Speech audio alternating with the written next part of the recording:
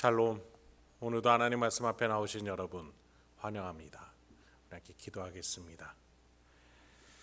하나님, 오늘도 우리의 영혼을 불러주시니 감사합니다.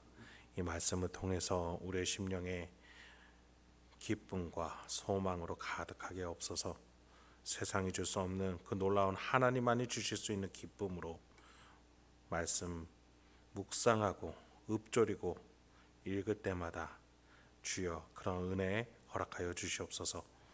예수님의 이름으로 기도했습니다. 아멘. 오늘 함께 살펴볼 말씀 누가복음 3장 15절에서 20절, 누가복음 3장 15절에서 20절까지 함께 살펴보도록 하겠습니다. 오늘도 우리의 구원을 위해서 일하고 계실 하나님 아버지를 찬양합니다. 지난 시간에 이어서 세례 요한의 사역 이야기가 계속 소개되고 있어요. 예수가 누추한 모습으로 이 땅에 올 것이라고 생각하지 못했던 유대인들에게 하나님은 증거를 제시하기 위해서 구약 때에 많은 언약들을 주셨고 선지자들을 보내셔서 메시지를 보내셨고 마침내는 이제 세례 요한을 통해서 예수님의 길을 예비케 하십니다.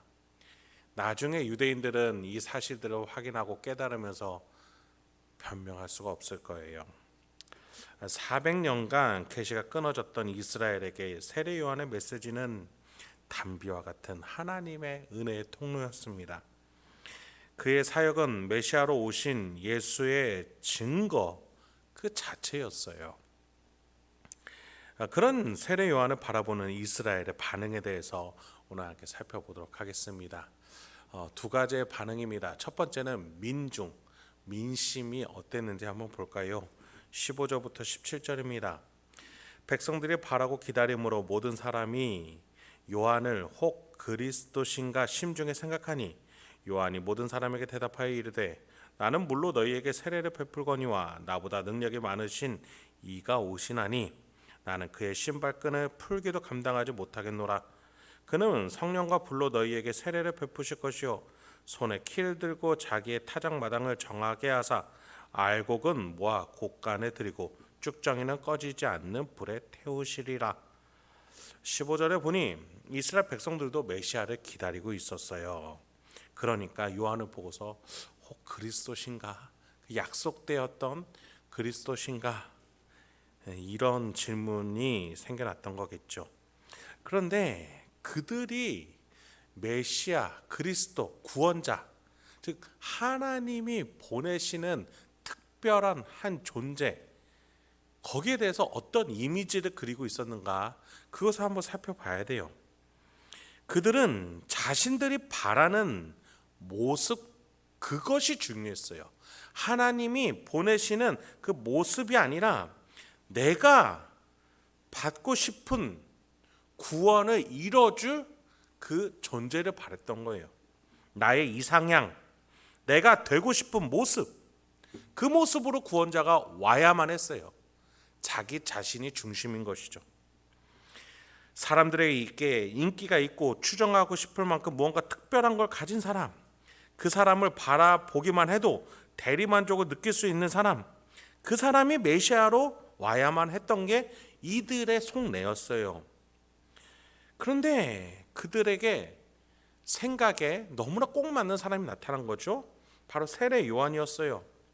예루살렘에 있는 많은 종교 지도자들과는 다르게 빈들에서 살았습니다. 사람들의 인기를 먹고 사는 자가 아니었어요. 그런데도 세례 요한을 향해서 많은 사람들이 빈돌로 찾아와서 세례를 받았습니다. 그러니 하나님의 선지자로 여기면서 그들에게 몰려왔죠. 그렇게 많은 사람들의 인기를 얻고 있었던 세례 요한을 향해서 혹시 요한이 그리스도는 아닌가 이런 생각하는 거죠. 아니 그렇게 믿고 싶었던 건 아닌가 이런 생각도 듭니다. 그러나 요한은 그러한 생각에 단번에 부정합니다. 오히려 세례 요한은 진짜 메시아는 상상할 수조차 없는 능력을 가진 인물이다. 나는 그 사람의 능력에 비하면 그 사람의 신발끈조차 만질 수도 없는 놀라운 분이다 라고까지 얘기를 해요. 즉 차원 자체가, 질적 차원 자체가 다른 신적인 존재로서 메시아가 올 것이다, 그걸 말하는 것이죠. 나 세례 요한은 물로 회개를 전할 뿐이지만 그분은 신이기 때문에 능력과 불로 세례를 베풀어 너희를 인도해 갈 것이다. 그리고 그 신은 너희들의 신앙을 두고 알곡인지 쭉정인지까지도 분별할 수 있는, 마음의 당신들의 생각까지도 과거의 신앙까지도 꿰뚫어 볼 수 있는 신적 존재다, 심판자로 오시는 분이다 라고까지 얘기해요. 왜요? 그분은 성령 하나님과 일체이신 삼위일체 하나님이시기 때문이죠. 여러분, 회개는 우리 신앙의 최종 목표가 아닙니다. 물론 그 과정 중에 회개는 반드시 필요해요. 여러분, 회개는 방향이 바뀌는 거예요. 돌회입니다. 그렇다면 돌아섰으면 앞으로 나아가야죠. 그 나아갈 수 있는 힘, 선해질 수 있고 의로워질 수 있는 힘을 예수 그리스도께서 주시는 거예요.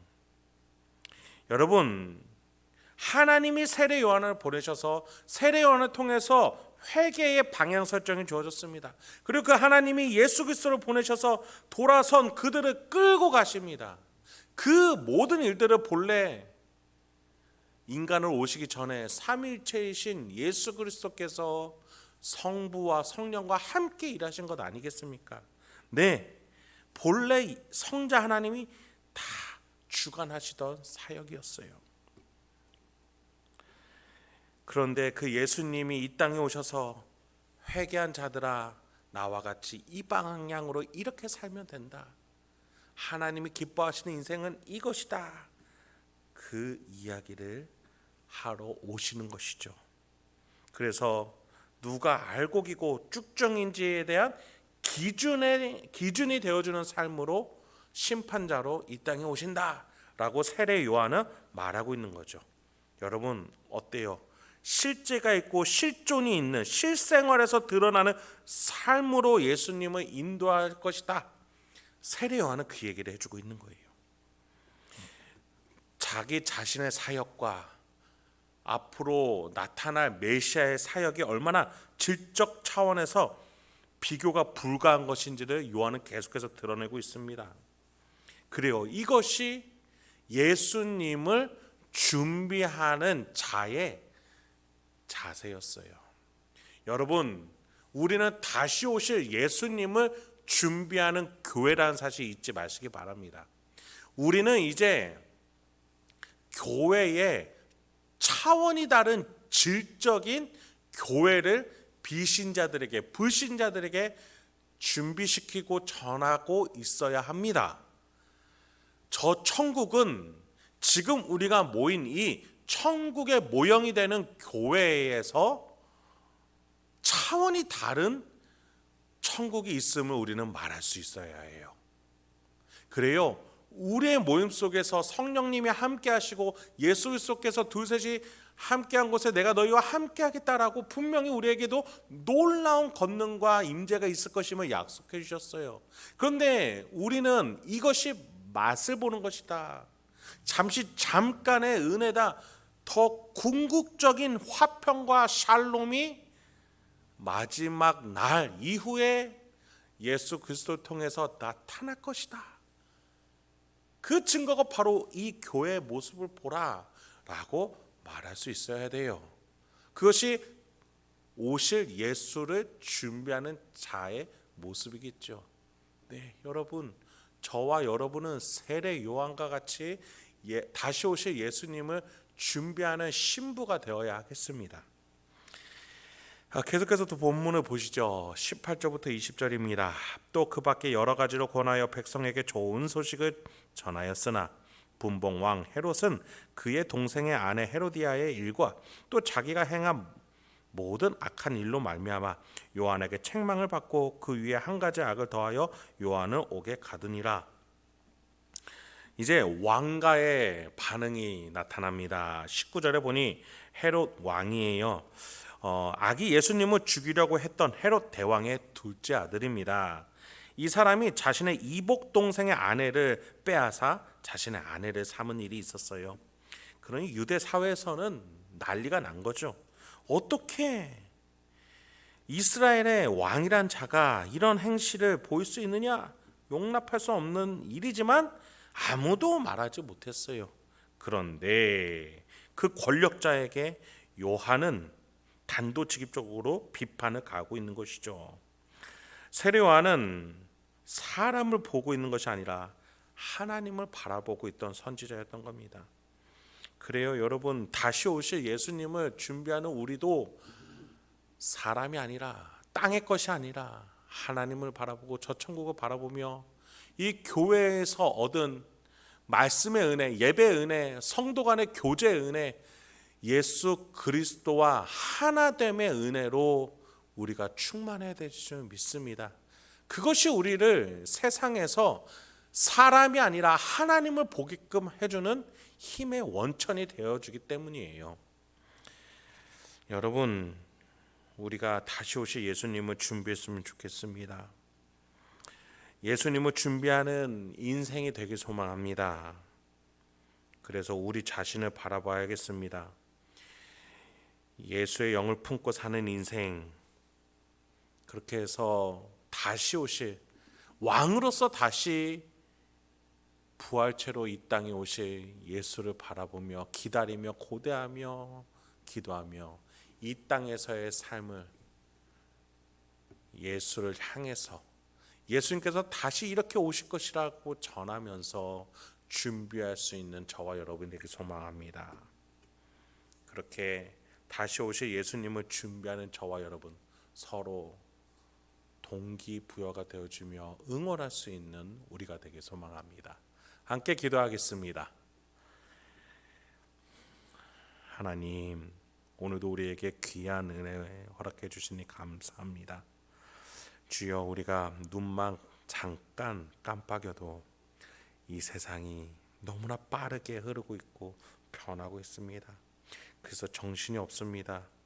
때로는 내가 너무나 늦게 출발하는 것 같이 게으른 것 같이도 느껴질 정도로 이 세상은 나에게 채찍질하고 빨리 뛰라고 나를 초조하게 만듭니다. 그러나 주님, 우리가 예수님을 기다릴 줄 아는 인생, 예수를 바라보며 차분하게 기다리며 내가 해야 할 일을 꼭 할 줄 아는 그 인생이 되게 하여 주시옵소서. 주님, 오늘 말씀 들으면서 또 묵상하면서 깨달은 바 우리의 삶 속에 적용하고 실천할 수 있는 지혜와 용기, 소망 허락하여 주시옵소서. 예수님의 이름으로 기도했습니다. 아멘.